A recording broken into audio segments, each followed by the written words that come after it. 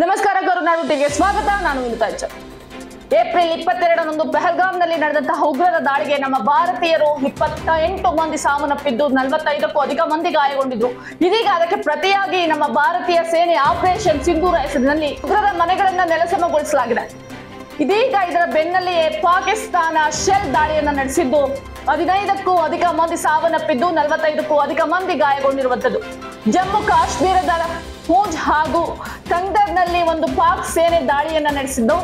ಈ ಒಂದು ದಾಳಿಯಲ್ಲಿ ಭಾರತೀಯರ 15 ಮಂದಿ ದಾರುಣ ಸಾವು ಸಂಭವಿಸಿರುವಂತದ್ದು. ಜೊತೆಗೆ 45 ಮಂದಿಗೂ ಅಧಿಕ ಮಂದಿ ಗಾಯಗೊಂಡಿದ್ದಾರೆ.